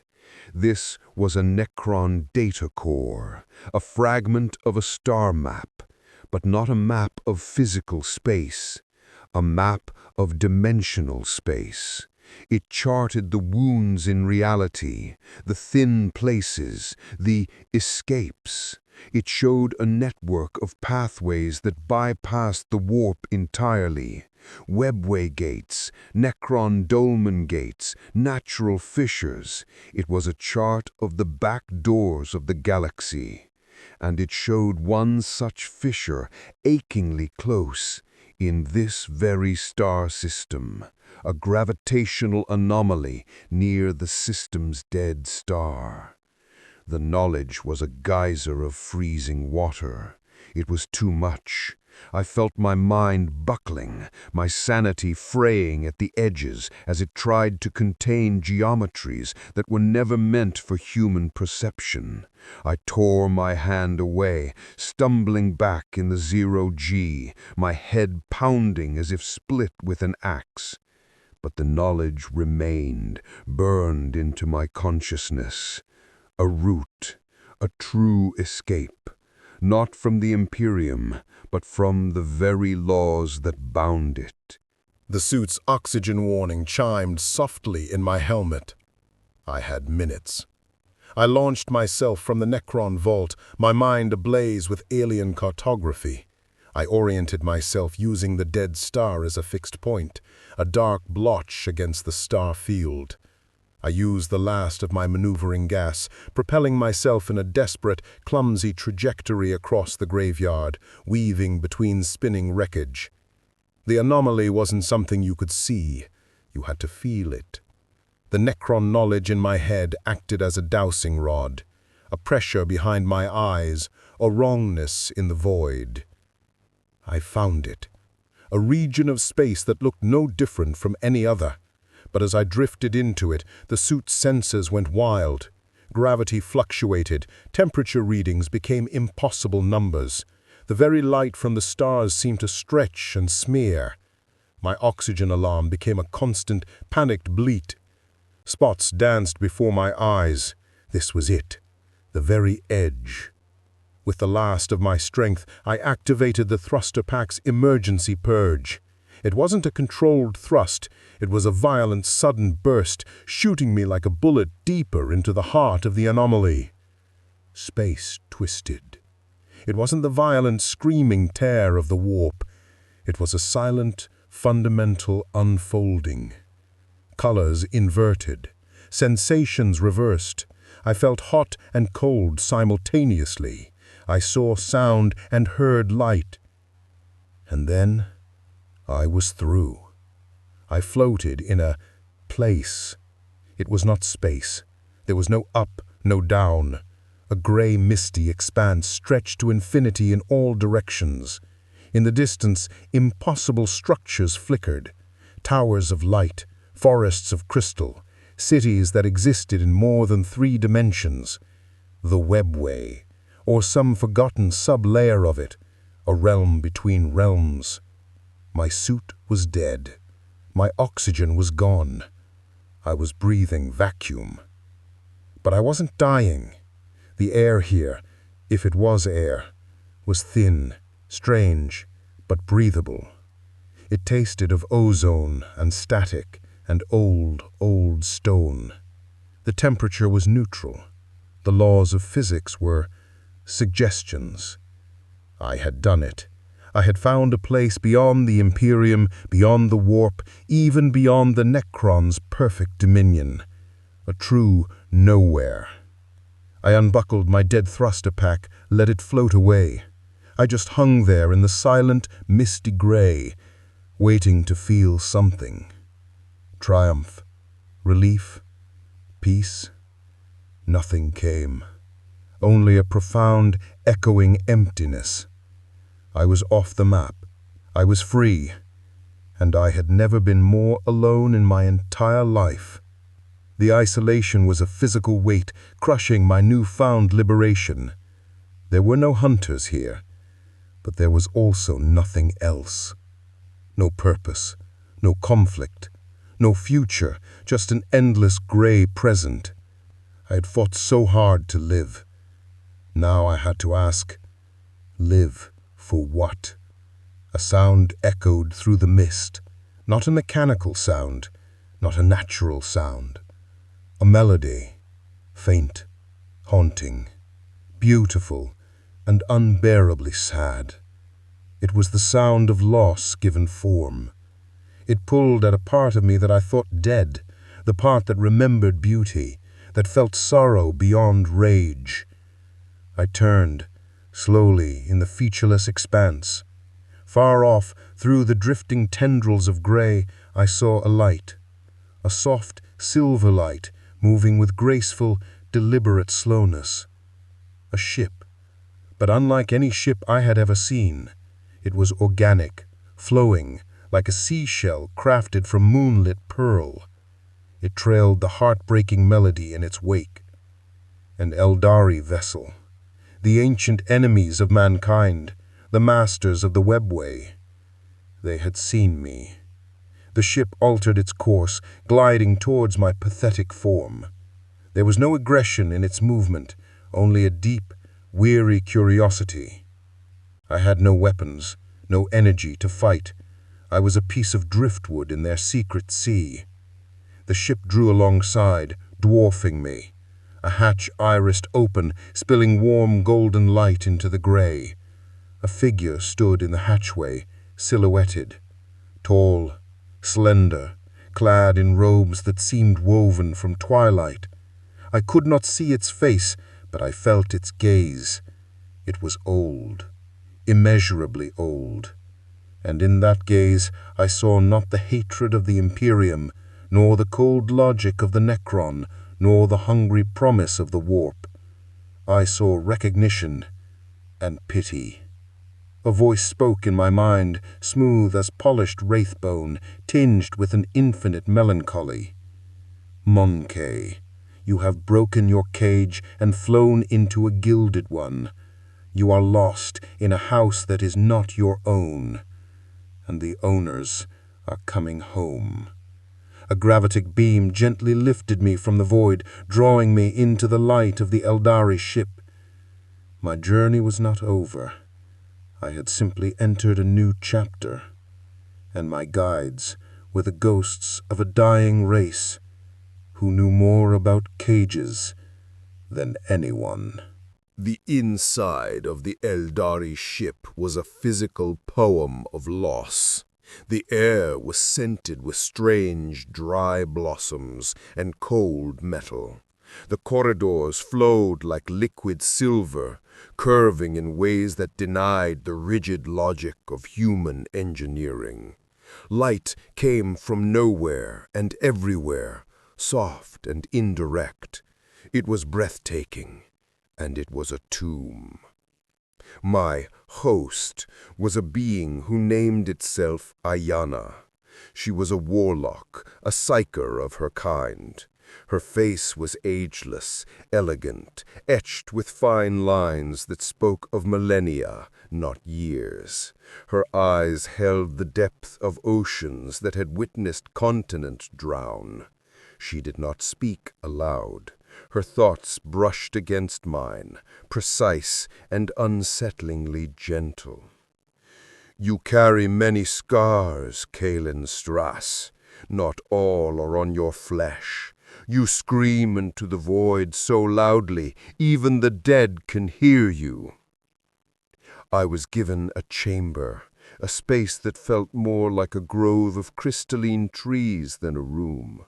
A simple robe replaced my ruined suit. Food and water, strange and subtly flavored, appeared. They did not imprison me. They didn't need to. Where would I go? Over what felt like days, I learned. Ayana and her crew were not warriors. They were archivists, curators of a vanishing history. They drifted through the webway's forgotten arteries, collecting the echoes of their own dying race, preserving memories of a glory that was dust long before humanity crawled from its mud. They saw my species not with the Imperium's zealous hatred, nor the Necron's clinical contempt, but with a profound, weary sadness. You are children, Ayana's thought came, playing with fire in a library filled with the only copies of every book. You burn what you do not understand, and you understand so very little. She showed me visions, not of the Imperium's crimes, but of the galaxy's true scale. I saw the war in heaven, a conflict so ancient it was myth even to the Necrons, a war that broke reality and birthed the horrors of the warp. I saw the Eldari Empire at its height, a realm of such psychic splendor and decadence that it collapsed in on itself, birthing the Dark Prince Slanesh from its own excess. I saw the long, slow death of hope. My rebellion, my flight, my suffering, it was a footnote in a tragedy 10 million years old. The revelation didn't crush me. It contextualized me. My rage was a spark. Theirs was an exhausted star, burning down to cold iron. "Why help me?" I finally asked aloud, my voice rough in the serene silence. "I am your enemy, by birth, by creed." Ayana stood by a viewing portal that showed not stars, but the swirling non-colors of the webway. Enemy? The thought was tinged with bitter amusement. You are a symptom, Monkey, a fever dream of a sickly, brutal, short-lived species. We do not hate the fever. We pity the host, and we mourn the beauty that the sickness destroys. She turned her ancient eyes on me. You sought a third path. There is no third path, only the circular road. But you have stepped off the road. That is rare. It is data. Perhaps the last new data our dying story will ever receive. She wanted to study me, not as the Necrons did, to file and catalogue, but to understand, to see if a human, stripped of its empire's madness, could be something else, could learn, could see. It was a humbling, terrifying proposition. They offered no sanctuary, they offered perspective. I began to learn, not their technology, that was forever beyond me, but their history, their philosophy, the concept of Zar-Von, the path of mourning. to embrace the end, to feel the loss of all things so completely that it becomes a kind of terrible, clear-eyed peace. For a time, I almost found it. The endless gnawing anger subsided, replaced by a vast oceanic sorrow. For Varadim, for the lieutenant in the wreck, for myself. It was a clean pain, like a wound washed with alcohol. But I am human. My anger is my engine. My defiance is my soul. The tranquil despair of the Eldari was a beautiful poison, and I began to reject it. I would not go gently into anyone's good night. Not the Imperiums, not the Warps, not the Necrons, not even the graceful, melancholy twilight of the Eldar. Iana sensed my shift. "You cling to your fire," she thought, not with disapproval, but with a faint, sad curiosity. "Even though it burns you, it is your identity." "It's my choice," I said, the old defiance warming my cold bones. "You accept the end. I choose to spit it in the eye, even if I'm the only one who sees it." "Then your path is set," she replied, "and it leads back to the road you left." She was right. I couldn't stay in this gilded mausoleum, fading quietly with the ghosts. My war wasn't with the Imperium anymore. It was with the very idea of inevitability. They agreed to release me, not onto an Imperial world, but at a webway gate that exited into the lawless fringes of the galaxy, a sector known as the Gothic Scar, perpetually contested by pirates, heretics, and the ragged edges of dying empires. Before I left, Iana gave me a gift, a small, smooth stone, warm to the touch. A waystone, her thought explained.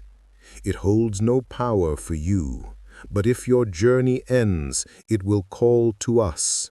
We will collect your memory, so that one being at least will know how Kalen Strass's story concluded.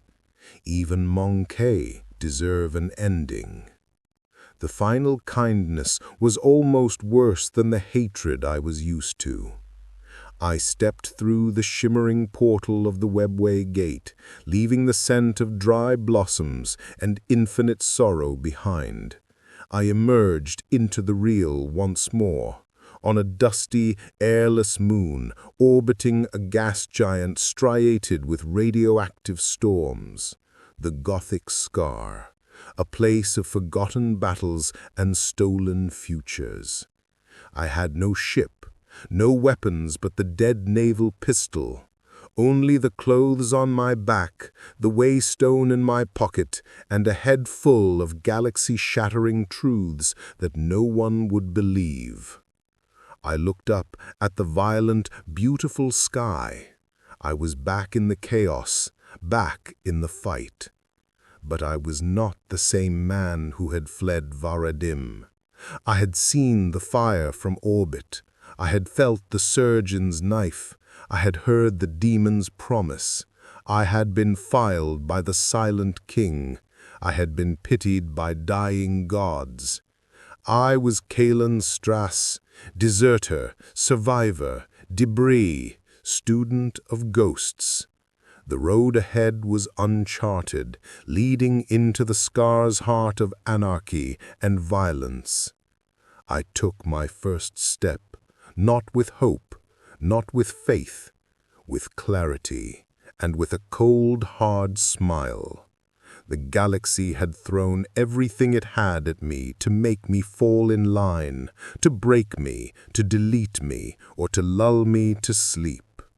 And I was still here. Now it was my turn. The moon was a skull, picked clean by solar winds.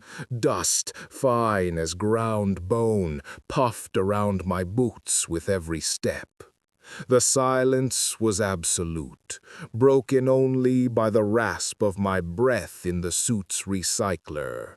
A suit I'd stripped from a long-dead prospector in a collapsed habitat dome.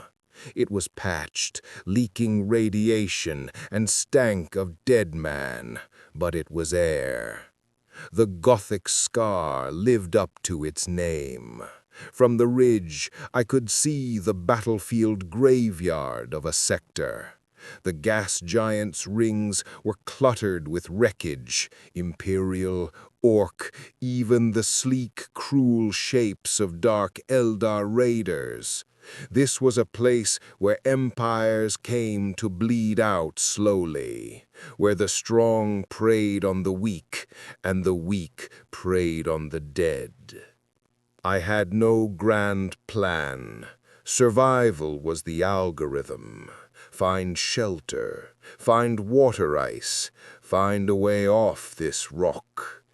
The Eldari's profound melancholy was a memory. Here, philosophy was a luxury that got you killed.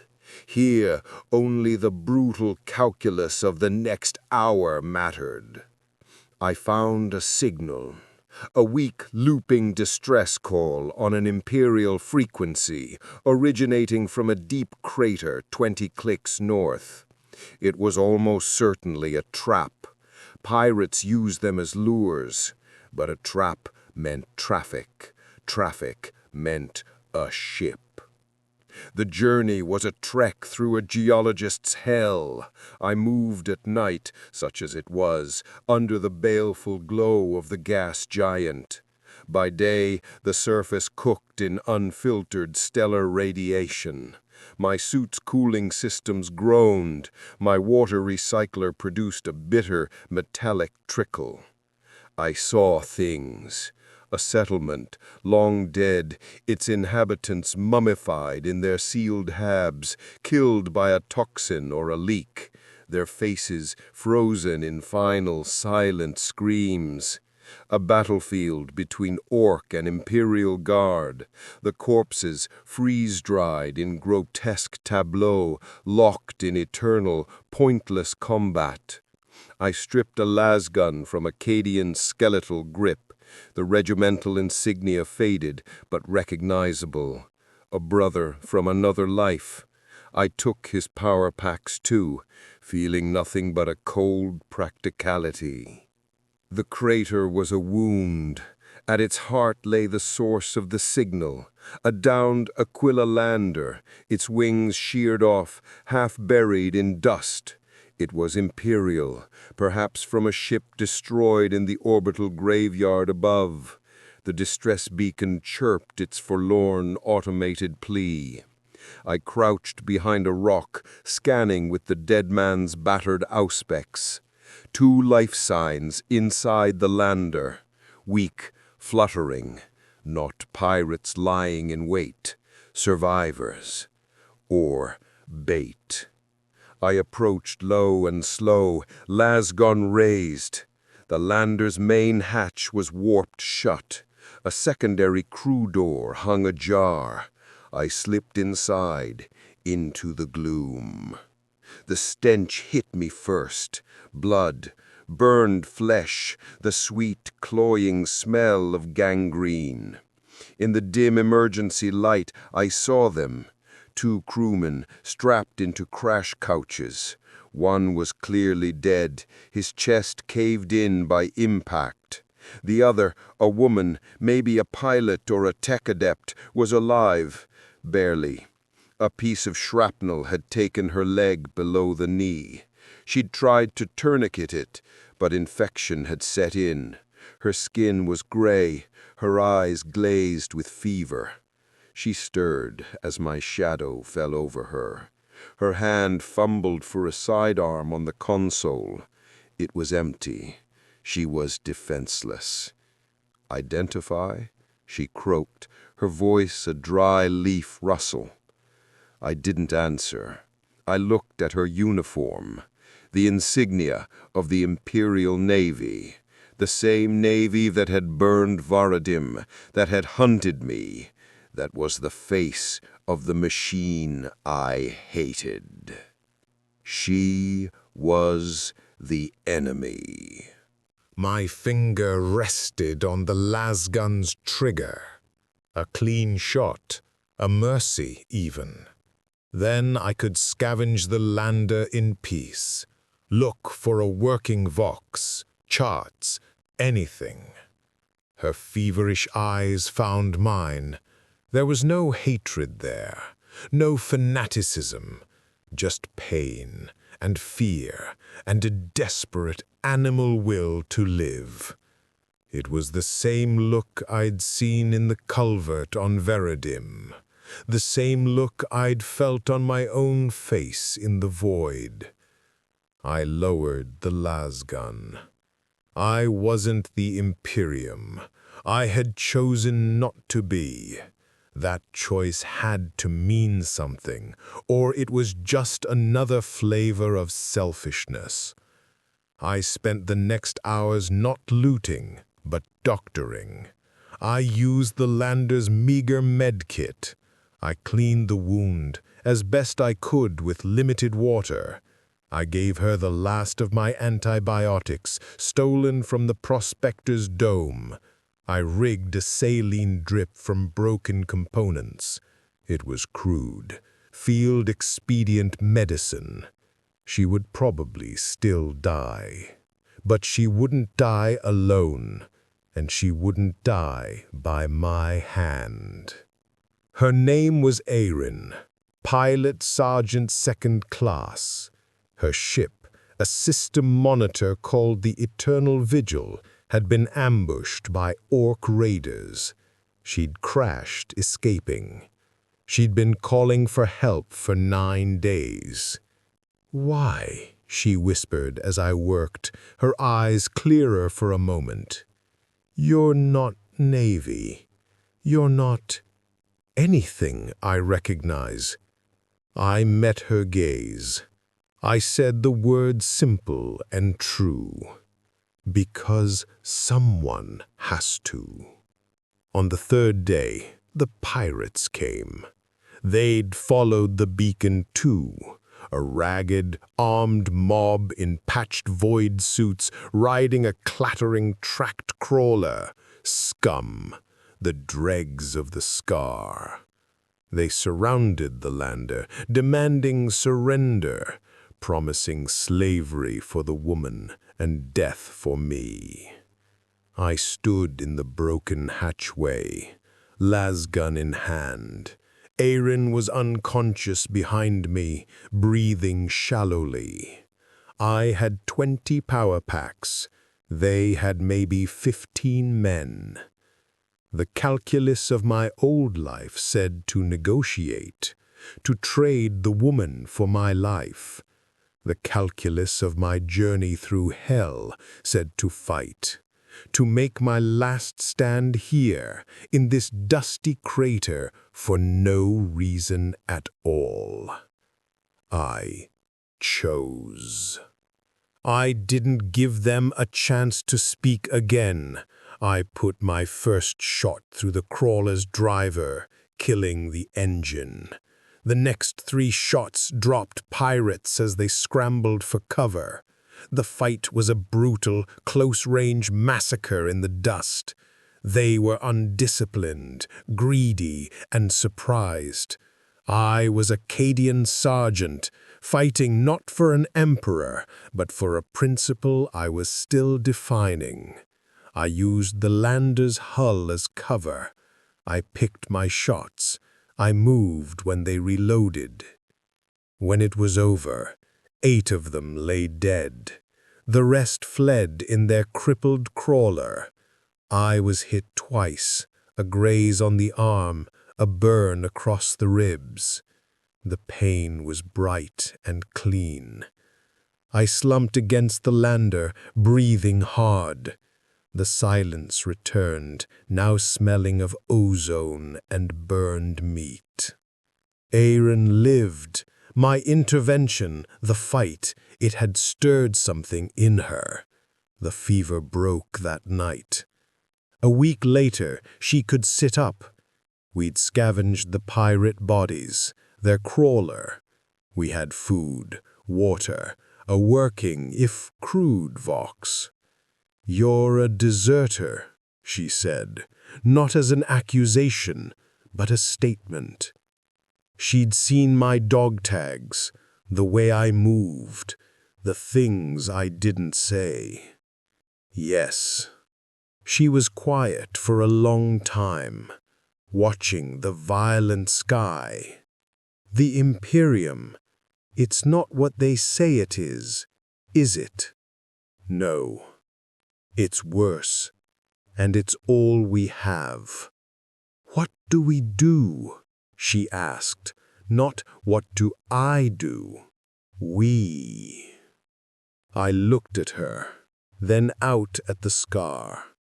A lawless place, a graveyard, a place of endings, but also a place of beginnings, where the writ of the Imperium was weak, where a man and a woman could be anything. I said, "We survive, and then we see." We eventually got the crawler working. We left the crater, heading for a rumored free port on the dark side of the moon, a den of scum and villainy, where no questions were asked if you had something to trade. We had a salvaged lander, pirate weapons, and a story. As we drove into the perpetual twilight, Aaron piloting, me manning the gun, I felt the waystone warm in my pocket, Iana's gift, a request for my story's ending. But it wasn't an ending, it was a comma. I had fled the Imperium to escape its madness. I had wandered through the galaxy's nightmares and its dying dreams. I had been a guardsman, a stowaway, a fugitive, a piece of debris, a student, a killer, a savior. Now I was something new, a man with a gun, a shred of mercy, and a map of the back doors of reality in his head. A spark in the Gothic scar.